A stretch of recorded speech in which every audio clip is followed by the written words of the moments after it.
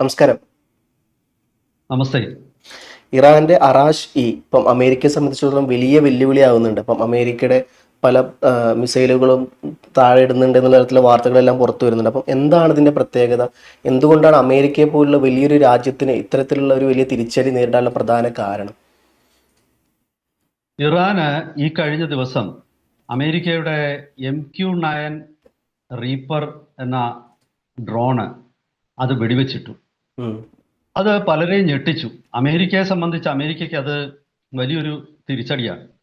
MQ-9 Reaper drone എന്നത് ഏറ്റവും ആധുനികമായിട്ടുള്ള ഡ്രോണാണ് അമേരിക്കയുടേത്. അത് ഒരു ഡ്രോണിന് വിമാനത്തിനേക്കാൾ ചെലവ് വരും.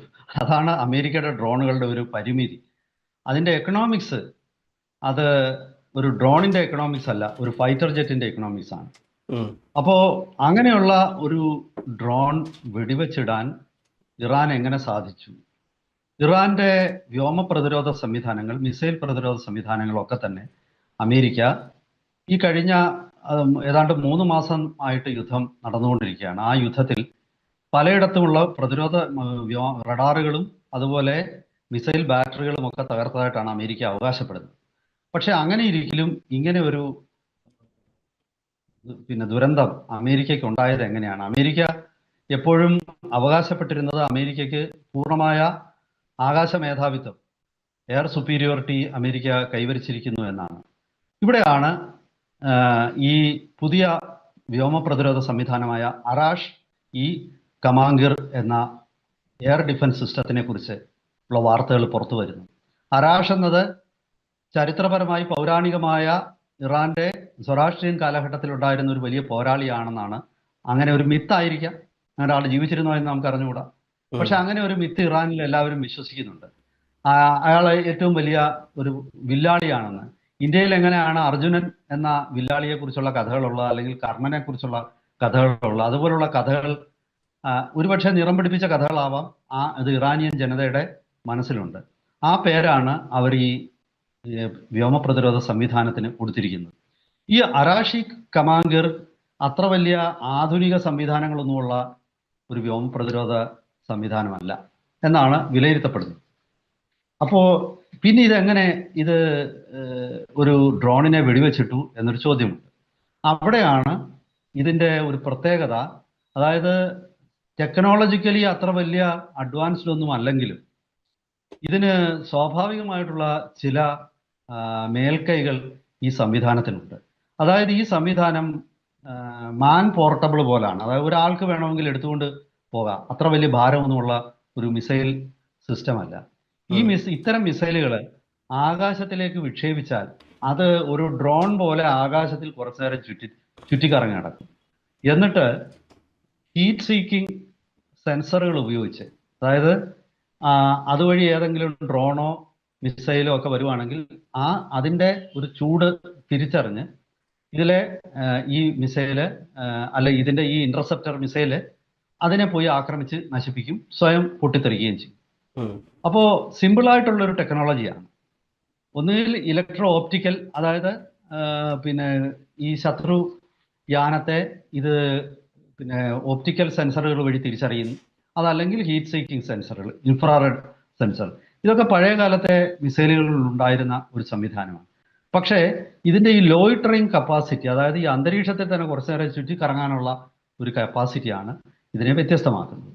അപ്പോൾ അത് കാരണം ഒരു മിസൈൽ ക്രൂഡായിട്ടുള്ള റഡാറുകളൊക്കെയാണ് ഇത് ഉപയോഗിക്കുന്നത്.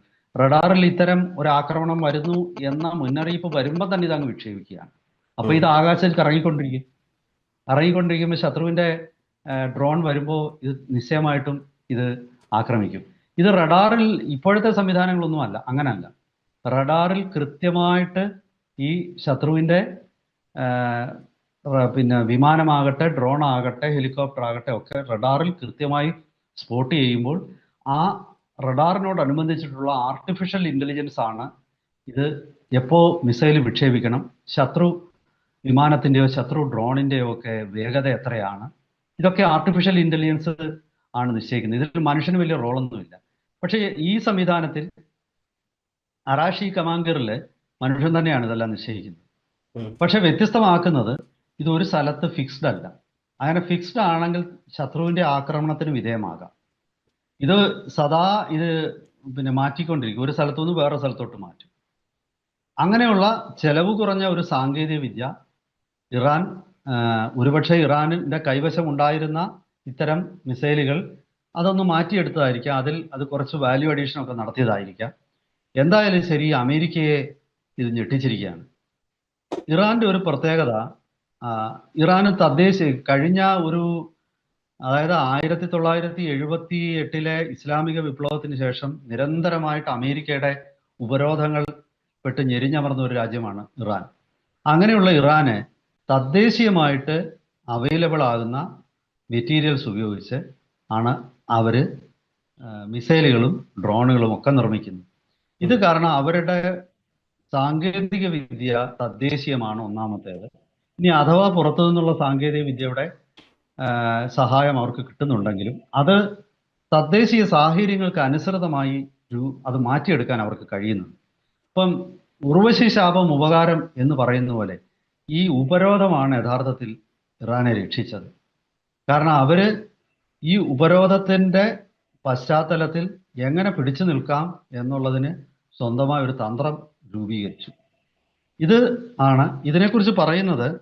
ഈ ഇറാനും അതുപോലെ തന്നെ യുക്രൈനും ഒക്കെ അവർ രണ്ട് കാര്യങ്ങൾ, ഒന്ന് എക്കണോമിക്സ് ഓഫ് വാർഫെയർ, രണ്ട് മിസൈൽ ഡിഫൻസിന്റെ പല ഘടകങ്ങളും സ്വന്തമായിട്ട് ഉണ്ടാക്കുക. ഈ രണ്ട് കാര്യങ്ങളാണ്, അതായത് ശത്രുവിനെ എതിരെ എൻഡുറൻസ്, പിടിച്ചു നിൽക്കുക എന്നുള്ളതാണ് അവരുടെ മുഖ്യ ലക്ഷ്യം. ശത്രുവിനെ അങ്ങനെ ടെക്നോളജിയെ മാച്ച് ചെയ്യാൻ അവർക്ക് പറ്റില്ല എന്ന് അവർക്ക് തന്നെ അറിയാം. അപ്പൊ ശത്രുവിനെ പരിമിതമായ നമ്മുടെ ടെക്നോളജി ഉപയോഗിച്ച് ഒപ്റ്റിമം യൂട്ടിലൈസേഷൻ ഓഫ് അവൈലബിൾ റിസോഴ്സും അവൈലബിൾ ടെക്നോളജി ഉപയോഗിച്ച് എങ്ങനെ ശത്രുവിൻ്റെ അതീവ സങ്കീർണമായ ആയുധങ്ങളെ സിമ്പിളായ ആയുധങ്ങൾ ഉപയോഗിച്ച് എങ്ങനെ നേരിടാം, ഇത് കൃത്യമായ ഒരു വാർ ഡോക്ട്രൈൻ അവർ രൂപപ്പെടുത്തിയിട്ടുണ്ട്. ഇപ്പോൾ തന്നെ നമുക്കറിയാം, ഇറാനെ സംബന്ധിച്ചിടത്തോളം അമേരിക്ക ഇറാന്റെ നേതൃത്വത്തെ നശിപ്പിച്ചു. ഇപ്പം മറ്റ് ഗൾഫ് രാജ്യങ്ങളെ നോക്കുകയാണെങ്കിൽ സദാം ഹുസൈനെ സ്ഥാനം നഷ്ടപ്പെട്ടതോടുകൂടി ബാത്ത് പാർട്ടി ഈ ഇറാഖിൽ തകർന്നുപോയി. അതുപോലെ തന്നെ കേണൽ ഗദ്ദാഫിയുടെ സ്ഥാനം നഷ്ടപ്പെട്ടപ്പോൾ അതോടുകൂടി അദ്ദേഹത്തിന്റെ ഭരണകൂടം, അദ്ദേഹം രൂപപ്പെടുത്തിയ ആ ഒരു പ്രസ്ഥാനവും ലിബിയയിൽ തകർന്നുപോയി. ബാഷർ അൽ ആസാദിന്റെ കാര്യത്തിൽ അതുപോലെ ബാഷർ അൽ ആസാദ് പുറത്തു പോയതോടുകൂടി അദ്ദേഹത്തിന്റെ പാർട്ടിയും സിറിയയിൽ താഴ്ന്നുപോയി. ഇതൊക്കെ തന്നെ സോഷ്യലിസ്റ്റ് പാർട്ടികളായിരുന്നു. അത് നമ്മൾ ശ്രദ്ധിക്കേണ്ട ഒരു കാര്യമാണ്. ഇത് മതാടിസ്ഥാനത്തിലുള്ള പാർട്ടികളല്ലായിരുന്നു. ഇവരാരും തന്നെ സദാം ഹുസൈനോ ബാഷർ അൽ ആസാദോ അല്ലെങ്കിൽ കേണൽ ഗദ്ദാഫിയോ ഒന്നും തന്നെ മതാടിസ്ഥാനത്തിലുള്ള രാഷ്ട്രീയ നേതാക്കൻ പിന്തുണ നേടിയെടുത്തവരല്ലായിരുന്നു. അവരൊക്കെ സോഷ്യലിസ്റ്റുകളായിരുന്നു. ഈ 1970-കളിലും ഒക്കെ ലോകത്തെ പ്രചോദിപ്പിച്ച വലിയൊരു ആശയമായിരുന്നു സോഷ്യലിസം, കമ്മ്യൂണിസം ഒക്കെ. അങ്ങനത്തെ ആ ഒരു ആശയത്താൽ പ്രചോദിതമായി രാഷ്ട്രീയമായിട്ട് മുന്നേറ്റം നടത്തിയവരായിരുന്നു അവരൊക്കെ. പക്ഷേ ഇറാന്റെ ഭരണകൂടം തികച്ചും വ്യത്യസ്തമാണ്. അതൊരു തിയോക്രസിയാണ്. തിയോക്രസി എന്ന് പറഞ്ഞാൽ മതത്തിന്റെ പിന്തുണ, മതത്തിന്റെ ഫിലോസഫിയാണ് അവരുടെ ഗൈഡിങ് സിസ്റ്റം. അതിനെ അത്ര എളുപ്പം തകർക്കാൻ പറ്റില്ല. കാരണം അവിടെ ഈ ഫിലോസഫി ഈ വ്യക്തി ഉണ്ടാക്കിയതല്ല, ആ വ്യക്തി ആ ഫിലോസഫിയുടെ ഉൾക്കൊണ്ടതാണ്. അവിടെ ഫിലോസഫി ഒന്നും ചെയ്യാൻ പറ്റുന്നില്ല. ഇറാന്റെ ഷിയ ആശയങ്ങൾ, ജൂറിസ്പ്രുഡൻസിനെ അടിസ്ഥാനപ്പെടുത്തിയിട്ടുള്ള അവരുടെ ആശയങ്ങൾ, അതിനെ അങ്ങനെ അമേരിക്കയ്ക്ക് ബേസിക് ആയിട്ടുള്ള അതിനെ ഇല്ലാതാക്കാനൊന്നും അമേരിക്കയ്ക്ക് പറ്റിയിട്ടില്ല. അമേരിക്ക ഖമനയെ വധിച്ചു, അദ്ദേഹത്തിന്റെ മകൻ അതായത് അലി ഖമനിയെ വധിച്ചു. അതിനുശേഷം മകൻ മുസ്താബായ ഇപ്പൊ എവിടെയാണെന്നോ അദ്ദേഹത്തിന്റെ ഒരു ശാരീരിക ആരോഗ്യസ്ഥിതി എത്ര ആണെന്ന് നമുക്ക് കൃത്യമായിട്ട് അറിഞ്ഞുകൂടാ. പക്ഷേ എങ്കിലും ഭരണകൂടം തകർന്നിട്ടില്ല. ടോപ്പ് ലെവലിലെ എല്ലാ നേതാക്കന്മാരെയും ഇല്ലാതാക്കി, സെക്കൻഡ് ലെവൽ നേതാക്കന്മാരെ ഇല്ലാതാക്കി. പക്ഷെ എന്നിട്ടും ഭരണകൂടം തകരുന്നില്ല. ഒരാൾ മാറുമ്പോൾ ആ സ്ഥാനത്തേക്ക് വേറൊരാൾ കയറി. അത് ഈ തിയോക്രസിയുടെ ഒരു പ്രത്യേകതയാണ്. കാരണം തിയോക്രസിയിൽ അടിസ്ഥാന ലോയൽറ്റി മതവിശ്വാസത്തോട് തന്നെയാണ്. തിയോക്രസിയിൽ വ്യക്തിയോട് ആ അത്രയധികം ലോയൽറ്റി ഒന്നുമില്ല. അപ്പോൾ ആ കാരണത്താൽ തന്നെ ആരെയും ആ വിശ്വാസത്തിന്റെ ആ ഒരു സംവിധാനത്തിൽ തിരഞ്ഞെടുക്കപ്പെടുന്ന ആരെയും അവർ നേതാവായിട്ട് അംഗീകരിക്കും. അതിന് അവിടെ ഒരു ബുദ്ധിമുട്ടില്ല. അപ്പൊ ചുരുക്കി പറഞ്ഞാൽ ഒരു സങ്കീർണമായ ഒരു രാഷ്ട്രീയ സിസ്റ്റത്തിനോടാണ് ഇറാനിൽ അമേരിക്ക എതിരിടുന്നത്. പിന്നെ ഞാൻ ആദ്യം പറഞ്ഞതുപോലെ വർഷങ്ങളുടെ ഉപരോധം ഇറാനെ സ്വന്തം ടെക്നോളജി ഉണ്ടാക്കുന്നതിൽ അതിലെ സ്വയം പര്യാപ്തത നേടിക്കൊടുത്തു. മതഭരണകൂടമാണെങ്കിലും ടെക്നോളജിയുടെ കാര്യത്തിൽ അവര് പിന്നെ അത് വേണ്ടെന്ന് ഒന്നും വെച്ചിട്ടില്ല. ശാസ്ത്ര പഠനത്തിലും അവര് അത് വേണ്ടെന്ന് വെച്ചിട്ടില്ല. അത് ഒരു വ്യത്യസ്തതയാണ്. ഇപ്പം ഈ ഇസ്ലാമിക് സ്റ്റേറ്റ് ഒക്കെ അതുപോലുള്ള തീവ്രവാദ സംഘടനകൾ ഈ ശാസ്ത്ര പഠനം പോലും അവരെ വേണ്ടെന്ന് വെക്കുകയാണ്, വിദ്യാഭ്യാസം പോലും വേണ്ടെന്ന് വെക്കുകയാണ്. ഇറാനിൽ അങ്ങനെ സംഭവിച്ചിട്ടില്ല. ഇറാനിൽ വിദ്യാഭ്യാസവും പഠനവും ഒരു ഭാഗത്തും മതത്തിന്റെ തിയോളജി മറ്റൊരു ഭാഗത്തുമായിട്ട് രണ്ടും കോഎക്സിസ്റ്റ് ചെയ്യാൻ അല്ലെങ്കിൽ ഒരുപോലെ അതിനെ നിലനിർത്താൻ ഭരണകൂടത്തിന് സാധിച്ചു എന്നുള്ളത്. അങ്ങനെ ഒരു സങ്കീർണമായ ഒരു ഒരു സിസ്റ്റം അവർ രൂപപ്പെടുത്തി. ഇറാന്റെ ആയുധങ്ങളൊക്കെ തന്നെ വളരെ ചെലവ് കുറഞ്ഞതും ചെറിയതും അതുപോലെ മൊബൈലുമാണ്. ഒരു സ്ഥലത്തു നിന്ന് വേറെ സ്ഥലത്തോട്ട് നീക്കം ചെയ്യാവുന്നതാണ്.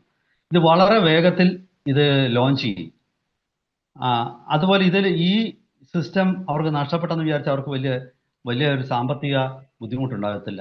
അമേരിക്കയെ സംബന്ധിച്ചിടത്തോളം അമേരിക്ക ഇപ്പോൾ നേരിടുന്നത് അമേരിക്കയുടെ അമ്മ്യൂണിഷൻ വളരെ കുറവാണ് അമേരിക്കയ്ക്ക്. ഇപ്പോൾ അമേരിക്കയിലെ സ്വകാര്യ കമ്പനികളെ ഉപയോഗിച്ച് ഒരു വർഷം 2 ലക്ഷം ഡ്രോൺ നിർമ്മിക്കാനുള്ള ഒരു പദ്ധതി അമേരിക്ക രൂപപ്പെടുത്തിയിരിക്കുകയാണ്. അമേരിക്കയുടെ ചെലവ് കുറഞ്ഞ മീഡിയം ആൾട്ടിറ്റ്യൂഡ് ലോങ് എൻഡുറൻസും അതുപോലെ ഹൈ ആൾട്ടിറ്റ്യൂഡ് ലോങ് എൻഡുറൻസ് ഡ്രോണുകൾക്കും പകരമായിട്ട് ഇറാന്റെ ലോങ് റേഞ്ച് സൂയിസൈഡ് ഡ്രോണുകൾ, ഇപ്പം ഷഹീദ് ഡ്രോണുകൾ അതുപോലെയൊക്കെയുള്ള സൂയിസൈഡ് ഡ്രോണുകൾ വലിയ വിജയമാണ്. കാരണം ഇപ്പോഴും അമേരിക്കയുടെ ഈ കഴിഞ്ഞ ദിവസവും ബന്ദർ അബ്ബാസ് തുറമുഖത്തിന് സമീപമുള്ള അമേരിക്കയുടെ താവളങ്ങളിലേക്ക് ഇറാൻ വീണ്ടും ആക്രമണം നടത്തി. അതാണ് പിന്നെ മറ്റൊരു പ്രത്യേകത. അപ്പൊ ഇറാനെ സംബന്ധിച്ചിടത്തോളം ഈ ഒരു സംവിധാനം തകരുമ്പോൾ മറ്റൊരു സംവിധാനം അവർ രൂപപ്പെടുത്തുന്നുണ്ട്. റഡാർ നെറ്റ്വർക്ക് ചോദിച്ചോളൂ. ഇതിനിടയിൽ ഇപ്പം ഇന്നലെ ANI അടക്കം പുറത്തുവിട്ടൊരു കാര്യങ്ങൾ എന്ന് പറഞ്ഞാൽ ഏകദേശം സാറ്റലൈറ്റ് ചിത്രപ്രകാരം 60ഓളം താവളങ്ങൾ ഇറാന് നഷ്ടപ്പെട്ടായിരുന്നു. അതിൽ 50ഓളം അവർ തിരിച്ച് കൊണ്ടുവന്നു എന്നുള്ളതും പോരാത്തതിന് നിലവിൽ അവരുടെ പ്രസിഡന്റ് മസൂദ് പെഷഷ്കിയാൻ രാജി ഇറാൻ മുമ്പാകെ സമർപ്പിച്ചു എന്നുള്ള വാർത്ത പുറത്തു വരുന്നുണ്ട്. പക്ഷേ ഇറാൻ മാധ്യമങ്ങൾ തന്നെയാണ് ഔദ്യോഗികമായി പുറത്തു വിട്ടത്. പക്ഷേ ഇറാന്റെ ഔദ്യോഗിക ഭരണകൂടം ഈ സാധനം സമ്മതിച്ചിട്ടില്ല. പോരാത്തിന് വൈകുന്നേരങ്ങളിൽ മസൂദ് പെഷഷ്കിയാൻ തന്നെ ഇത്തരത്തിലില്ല എന്നൊക്കെ പറയുന്നുണ്ട്. പക്ഷേ ഇത്തരത്തിലുള്ള ഇറാന്റെ ഉള്ളിൽ തന്നെ മാധ്യമങ്ങൾ ഈ കാര്യം മുമ്പോട്ട് വരുന്നത്. അപ്പം ഇതിന്റെ ഒരു സത്യാവസ്ഥ എന്തായിരിക്കും? അത് എനിക്ക് തോന്നുന്നത് പെഷഷ്കിയാന് അത്ര വലിയ പ്രസക്തി ഒന്നുമില്ല ഇറാനില്. പെഷഷ്കിയാൻ രാജിവെച്ചാലും ഇല്ലെങ്കിലും ഇറാൻ ഭരണകൂടത്തിന് പ്രത്യേകിച്ച് ഒന്നും സംഭവിക്കില്ല. ഇറാന്റെ യുദ്ധം മുഴുവൻ നിയന്ത്രിക്കുന്നത് ഇസ്ലാമിക് റവല്യൂഷണറി ഗാർഡ് കോറിന്റെ ഒരു സീനിയർ സംഘമാണ്. അവരുടെ ഒരു കളക്റ്റീവ് ലീഡർഷിപ്പിലാണ് ഈ യുദ്ധം നടക്കുന്നത്. അപ്പോൾ പെഷഷ്കിയാന് ഇതിനകത്തിൽ നേതൃപരമായ റോളൊന്നും ഇതിനകത്തിലില്ല. പെഷഷ്കിയാനോ അതല്ലെങ്കിൽ പാർലമെന്റ് സ്പീക്കറോ ഇവരൊക്കെയാണ് അവിടുത്തെ സൈനികേതര സിവിലിയൻ നേതാക്കന്മാർ.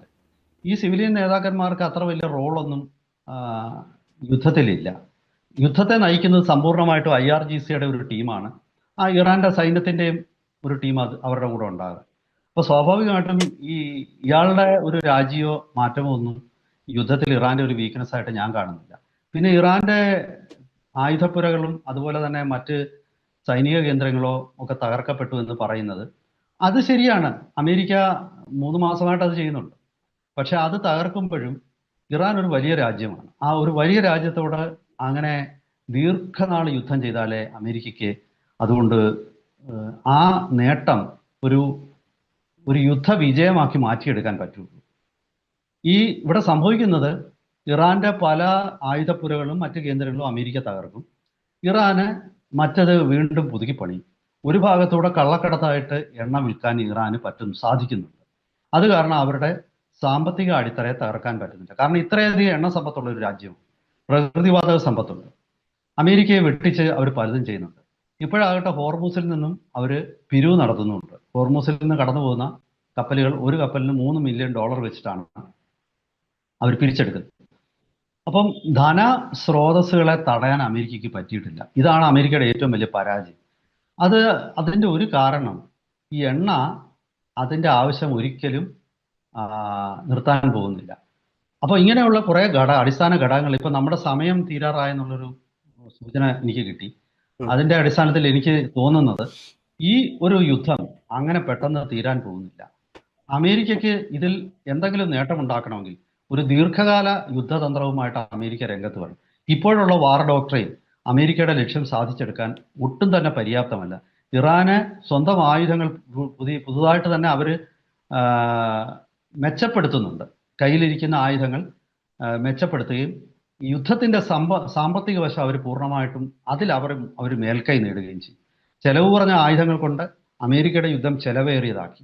ഇത് പിടിച്ചു നിൽക്കണമെങ്കിൽ അമേരിക്കയ്ക്ക് ബുദ്ധിമുട്ടായിരിക്കും. എന്തായാലും തൽക്കാലം അമേരിക്ക ഈ യുദ്ധത്തിൽ പരാജയപ്പെട്ടു എന്നാണ് ഞാൻ വിലയിരുത്തുന്നത്. ഇതാണ് ഇപ്പോഴത്തെ എൻ്റെ ഒരു അഭിപ്രായം. കൂടുതൽ വിശദാംശങ്ങളുമായി വരുന്ന ദിവസങ്ങളിൽ നമുക്ക് വീണ്ടും പ്രേക്ഷകരെ കാണാം. അതുവരെ എല്ലാവർക്കും നമസ്കാരം.